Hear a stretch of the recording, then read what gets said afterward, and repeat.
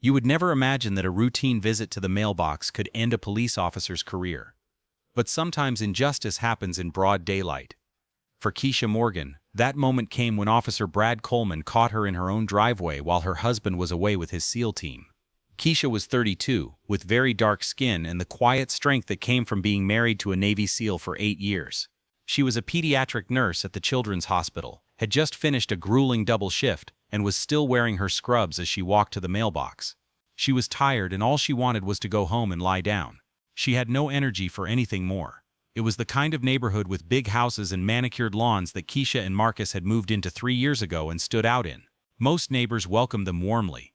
A few neighbors, however, made their discomfort clear with cold stares and complaints about their perfectly maintained property. As a result, not everyone in the neighborhood accepted them. Officer Coleman saw Keisha returning from her mailbox while on patrol and made a decision that would ruin his career. He was about to get involved with someone he shouldn't have. It was a mistake that would affect the rest of his life. He pulled his car over and got out. Keisha noticed, but, mail in hand and keys ready, continued walking toward her door. She didn't look his way. "Stop right there," Coleman called out. Keisha turned, startled. "Can I help you?" she asked. Coleman approached with unquestionable authority. "What are you doing in this neighborhood?" he asked. But even the way he asked the question said something, and Keisha didn't like it one bit. This question wasn't an inquiry. It was an accusation. Keisha's exhaustion turned to caution. "I live here. I'm going home," she replied. "Home?" Clearly skeptical. "I need to see your ID to prove that," Coleman said. Keisha looked him straight in the eye. "I don't need ID to walk on my own property. I haven't committed any crime," she replied. "I decide what you need to do. Suspicious activity has been reported. I need to verify your right to be here," he said. Neighbors came out onto their porches. Mrs. Pedersen 2 doors down, the Martinez family across the street, the Hendersons next door. Everyone had already started watching.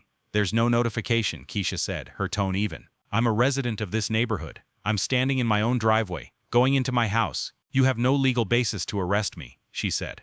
This conversation angered Coleman a little more. He didn't want Keisha to resist. Coleman's face hardened. "I have grounds to investigate suspicious activity," he said. "What could be suspicious about walking to the mailbox?" Keisha asked. "Your attitude is suspicious. Your refusal to cooperate is suspicious," Coleman said. Keisha took out her phone. "I'm calling my husband," she said. Coleman moved quickly, grabbing her wrist as she held the phone. "You won't call anyone without my permission," he said, making physical contact. This was never the right thing to do, but Coleman didn't care. The only thing that mattered to him was his ego. The physical contact changed everything. Keisha's nursing training kicked in, documenting what was happening. "You're touching me without legal justification. Take your hand off me," she warned. "You're being detained for questioning," Coleman said. "On what legal grounds?" Keisha asked. Coleman's other hand went to her shoulder and pushed her toward the patrol car. "Stop resisting," he said. "I'm not resisting. I'm standing still. You're physically moving me," she said. More neighbors appeared. Phones were pulled out. Mrs. Pedersen was recording. Martinez's young son had raised his phone. All of these recordings were evidence. Coleman pressed harder to push her toward his car. Keisha didn't resist, but she didn't help either. "You are under arrest for resisting the police," Coleman announced loudly, putting on a show for the spectators. He was sending a message to the other onlookers. "I'm not resisting anything," Keisha said, her voice audible.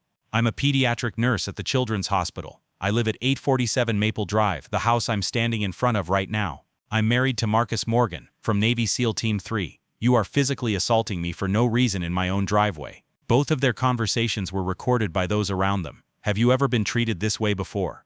The information she gave about her husband paused Coleman for a moment. Then he became even more aggressive. "I don't care who you're married to. You're coming with me," he said, continuing to push her. He reached for the handcuffs. Keisha's phone showed an active call. Coleman had managed to make the call while holding her wrist. It had connected 30 seconds earlier. Marcus Morgan's voice came through the speaker, loud and clear enough for Coleman and nearby neighbors to hear. "Keisha, I heard everything. We're 2 minutes away. Don't move," he said. Coleman froze. "Who is he?" he asked. "My husband.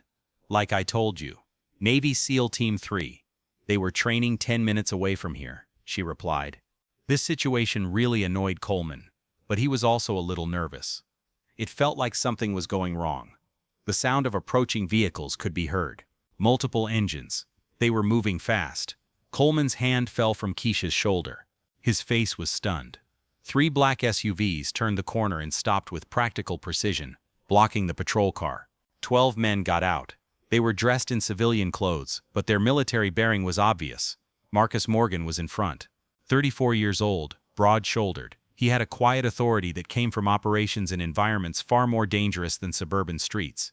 He instantly assessed the situation. His wife, the patrol car, the officer's hands very close to the woman, neighbors watching from all sides. He analyzed everything around him in an instant.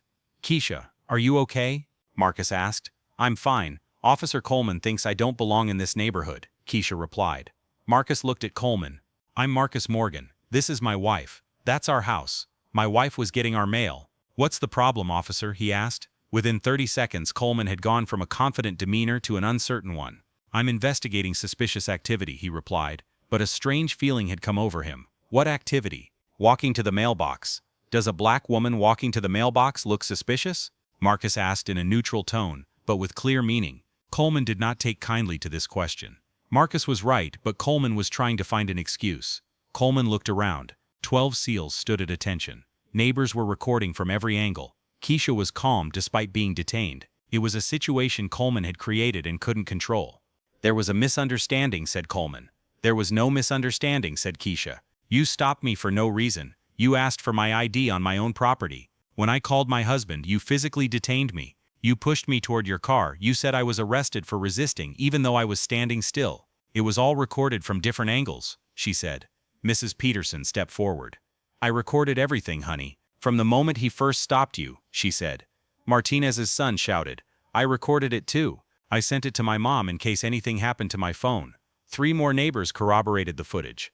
Coleman's confidence completely collapsed. He looked at Marcus. "I was just doing my job," he said. "Your job is to protect and serve," said a SEAL behind Marcus. "It felt like harassment to me," he added. Another said, "I saw you raise your hand to him. That's assault." The incident was very clear and obvious. Coleman's hand moved toward the radio. Marcus shook his head slightly. "I wouldn't do that. If you call for backup, this incident will escalate. Right now, you're making a mistake you can get out of. If you escalate this, we're documenting everything, filing a formal complaint, and we're not letting this go. The choice is yours," Marcus said. Then Coleman stepped back, his hands visible and empty. "I was responding to a call about suspicious activity. I apologize for the misunderstanding," he said. "There was no call," Keisha said. "You saw me and made assumptions. Here's what's going to happen," Marcus said. "You're going to get in your car and leave. My wife is going inside to rest after saving the kids' lives. We're going to file a formal complaint with your department, the Civilian Oversight Agency, and probably the civil court. All the videos will be preserved. You will not come back to this street. You will not approach my wife. You won't retaliate. Is that clear?" he asked sharply. Marcus had spoken very clearly. Coleman nodded. "Say it," Marcus insisted. "Understood," Coleman said. He got into the patrol car. 12 SEALs watched him drive away slowly, their cool demeanor completely gone. Mrs. Peterson came downstairs with her phone in her hand. "I recorded every second. That man had no right," she said. "The Martinez family crossed the street. I sent copies to 3 email addresses, just in case someone tries to delete them," he said. The Hendersons added their own footage. Within minutes, Keisha and Marcus had 6 recordings from 6 different angles. Coleman stopping her for no reason, asking for unnecessary ID, grabbing and pushing her, trying to arrest her when she stood still. These recordings gave them a strong case. After the SEALs checked Keisha, they slowly dispersed. Combat medic Rodriguez examined her professionally. "No visible injuries. Document everything. Take photos of where he held her. Prepare a written timeline while the incident is fresh. If pain or bruising develops, conduct a medical assessment." Keisha nodded, still appearing calm, but Marcus could see the stress beneath. Tense shoulders, trembling hands. "Come inside," Marcus said gently. At home, away from cameras and neighbors, Keisha let herself shake. Marcus embraced her as the adrenaline wore off. "I was just getting the mail," she said, leaning on his shoulder. "After working double shifts. I know. It caught me like I didn't belong. Like I didn't belong here. In my own backyard. I know. And there will be consequences." An hour later, they sat at the dining table with the laptop and video files. Marcus methodically reviewed each one, noting timestamps, angles, and what was captured. Keisha wrote down what had happened while her memory was fresh. Every word Coleman said, every physical contact, every tense moment. "First thing tomorrow, we'll file a complaint," Marcus said. "We'll file a formal complaint with the department. We'll send a copy to the civil oversight body. We'll send a copy to the ACLU. We'll send a copy to civil rights attorneys. This incident will not be swept under the rug." "He'll say it was a misunderstanding," Keisha said. He's already tried that. He can say whatever he wants. We have 6 videos showing exactly what happened. The official complaint was filed at 8 o'clock the next morning. Marcus had called ahead to request a meeting with Internal Affairs. They arrived with printed copies of Keisha's statement, a USB drive containing all 6 videos, and a detailed timeline. Patricia Cole, a 20-year veteran Internal Affairs sergeant, carefully reviewed everything. "Miss Morgan, I'm sorry about what happened. This is clearly unacceptable behavior. We are initiating an official investigation immediately." "How will the investigation proceed?" Marcus asked. "I will question Officer Coleman. I will question witnesses. I will review the body camera footage." "He wasn't wearing a camera," Keisha interrupted. "Or he hadn't turned it on." Cole took note. "Another policy violation. Officers are required to have their cameras on during all interactions with civilians. I will also review the patrol car's cameras." "What happens next?" Marcus pressed. "Possible outcomes? Depends on the findings. But based on this unjustified stop, unlawful detention, unwarranted physical contact, attempted arrest without reasonable cause, at least a serious disciplinary penalty will be imposed." "At least isn't enough," Keisha said quietly. "He attacked me in my driveway because he thought I looked suspicious. How many more people did he do the same thing to without video recording? How many without 12 witnesses? How many without SEAL team backup?" Cole looked into his eyes. "I don't know the answer to that question, but I will find out." The investigation took 3 weeks. Cole interviewed all 6 neighbors who had recorded footage. He examined Coleman's service record and found a pattern: 17 complaints over 8 years, mostly from Black and Latino residents, all dismissed as unfounded or resolved informally. None had video evidence. All had been investigated by Coleman's former partner, who retired last year. He found that Coleman's body camera was malfunctioning in 12 of the 17 complaints.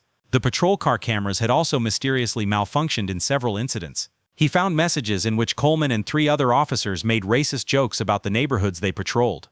Coleman had specifically requested to be assigned to Keisha's neighborhood, describing it as an easy assignment in a predominantly white area. The Internal Affairs report was damning. It found clear evidence of unlawful detention, excessive use of force, tampering with equipment malfunctions, discriminatory policing behavior, and unprofessional conduct. Recommendation: termination. Coleman's union opposed this. They requested arbitration. They claimed that Coleman had acted in good faith based on his training and experience. They argued that Keisha's hostile attitude had escalated the situation. The arbitration hearing was scheduled for 6 weeks after the incident. Marcus and Keisha attended the hearing with civil rights attorney Rachel Chen, who took their case pro bono after viewing the videos. The hearing room was formal but not a courtroom. Retired Judge Morrison presided as the arbitration judge. Coleman sat with his union lawyer and representative. The department was represented by the attorney and Sergeant Cole. Rachel methodically presented the evidence. 6 videos of the same incident shot from different angles. Keisha's written statement. Statements from neighbors. Coleman's service record filled with complaints. Text messages. Coleman's lawyer attempted several defenses. He claimed Coleman had received information about suspicious activities. Rachel presented dispatch records showing no such call. He claimed Keisha acted aggressively. The video showed her remained calm from start to finish. He claimed Coleman felt threatened. Keisha was unarmed, wearing an apron, and holding mail. Then Rachel called witnesses.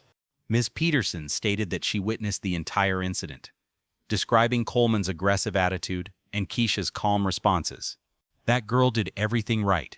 She was polite, identified herself, but he still raised his hand to her. Mr. Martinez stated that he immediately sent the videos to multiple email addresses, saying, "We saw what happened when there was only one copy of evidence against the police." Keisha testified about physical contact, how her nursing training allowed her to clearly recognize where and how Coleman was holding her, and her fear of being attacked in her own garage while exhausted from saving children's lives. Marcus testified about the phone call, seeing his wife pushed into the patrol car when his team arrived, and the number of times his team returned from duty to see their families go through something like this while serving their country abroad. "We are trained to defend this country. We are deployed overseas to ensure the safety of Americans. When we come home, we see people who are supposed to protect and serve raising their hands against our spouses in our driveway to stop someone they deem suspicious." The judge waited 2 weeks to make his ruling. The termination decision was upheld. Coleman was fired. His peace officer certification was suspended pending the outcome of the state review. He would never work in law enforcement again. But the investigation went beyond Coleman. Coleman looked into cases that Coleman's former partner had dismissed. He found evidence of a pattern that shielded some officers from accountability. The former partner was called out of retirement and faced his own investigation. The other 3 officers were placed on administrative duty pending the outcome of a complaint history review. the department implemented new policies, mandatory body camera activation for all civilian contacts and immediate suspension for violations, independent civilian review of all use of force incidents, random inspection of equipment malfunctions to ensure cameras were not intentionally disabled. Keisha and Marcus filed a lawsuit against Coleman and the department. 8 months later, a settlement was reached for an undisclosed amount and the department's official acknowledgement that Keisha's rights had been violated. The settlement money was not the most important thing for Keisha. What mattered was a letter from a woman named Angela Martinez, who had been stopped by Coleman under similar circumstances 3 years earlier. Angela had filed a complaint that was dismissed as unfounded. There was no video. There were no witnesses to speak. Because fighting seemed impossible, a settlement agreement was accepted on charges of resisting arrest. Because of Keisha's case and the investigation it triggered, Angela's conviction was reviewed and overturned. The letter thanked Keisha for courageously fighting the fight Angela couldn't. When Keisha showed the letter to Marcus, he said, "Now there are 5. On Saturday morning, they sat on their porch with their coffees, watching the neighborhood's weekend routine. 5 people whose convictions were overturned because Coleman's patterns of behavior were finally documented. The 5 we know of," Keisha said. "Cole told me he's still finding cases." Mrs. Peterson walked past them with her dog and waved. "Nice morning." "It is," Keisha agreed. The new patrol car slowly drove down the street. A different officer. He waved to the Morgans and continued on his way. No stop, no questioning, no assumptions about who it belonged to. "Have you ever thought about what would have happened if I hadn't been able to call you?" Keisha asked Marcus. "Every day. What if you'd been on duty? What if the team hadn't been 10 minutes away? Then it would have been different. Maybe worse. That's what sticks with me. Everything was in my favor. Videos from 6 angles. 12 SEAL commandos showed up. Resources to fight. Still, it took 8 months for justice. What about people who don't have any of that?" Marcus held his hand. "That's why cases like yours are important. They set a precedent. They push for changes that will help the next person." Cole said that thanks to the new body camera policy, 2 officers who tried to turn off their cameras during the stop were caught. Both were immediately suspended. "That wouldn't have been possible without your case." A year after the incident, Keisha was invited to speak at a community forum on police accountability. She almost declined. Speaking publicly meant reliving the incident, and she had worked hard to overcome her anger and fear. But she thought of Angela Martinez's letter. 5 convictions were overturned. Policy changes were made. She accepted. 200 people attended the forum held at the community center. Keisha told her story simply and directly. She showed a video Miss Peterson's recording because seeing was more powerful than telling. When the video ended, she said, "I was lucky. I was lucky there were witnesses who recorded it. I had the resources to fight, support. Not everyone has that luck. Justice shouldn't require luck. It should be the default." The applause was loud and long. After the forum, a dozen people approached her. Some thanked her. Some shared stories of being stopped, questioned, or detained in their own neighborhoods. Some asked how they could help bring about more change. Keisha gave them Sergeant Cole's name, Rachel Chen's contact information, and details about the Civilian Oversight Board's complaint process. She told them to document everything, ask for badge numbers, and know their rights, and record it if possible. "The phones we carry with us are the most powerful accountability tool we have. Use them." A young woman in her mid-20s stayed until everyone else left. "My brother was stopped by Coleman 2 years ago. He was 17. Coleman said he resisted and used excessive force. My brother was in the hospital for 3 days. We filed a complaint, but nothing happened." Keisha's chest tightened. "I'm sorry, don't be. Because of your case, they're now re-examining my brother's case. They're looking into whether Coleman's statement is true. Justice may finally be served. I hope so, I really do." The young woman hugged her. "Thank you for fighting, for not letting them erase you." That night, lying in bed next to Marcus, Keisha thought about that phrase. Not letting them erase you. Coleman had tried that, to make her invisible, wrong, unworthy, undeserving of belief. He failed, because Keisha resisted. Neighbors recorded it. 12 SEALs came. The evidence was undeniable. But Keisha knew not everyone had those advantages. Every day, people disappeared from their neighborhoods, not physically, but legally and professionally, due to wrongful arrests, false accusations, and a system that protected the officers who did it. Coleman was gone, but the system that had protected him for 8 years was still there, still needed to be monitored, still needed pressure to change. Keisha learned that justice is not a single moment, but a process. Getting Coleman fired was justice. Overturning wrongful convictions was justice. Policy changes were justice. But true justice would be a system where none of these were necessary. A system where people could walk to their mailboxes without being viewed as suspects, where officers showed respect instead of suspicion, where accountability was automatic, not fought for. They weren't there yet, but they were closer than before. Keisha's willingness to fight, to document, to file complaints, to speak out brought them closer. That should have been enough. For now, it was enough. Somewhere in the city, the young woman's brother fell asleep thinking he might get justice. Somewhere, another person stopped by the police might think to record it. Somewhere, a police officer might think twice before laying a hand on someone in his own driveway. Small victories, gradual change, but still real. Sometimes justice works like this, not with dramatic singular moments but with the accumulated pressure of people who refuse to disappear, to remain silent, to accept that this is how things are. She refused. Others would refuse too. Slowly, steadily, the system would bend toward accountability, not fast enough, never fast enough, but it would bend.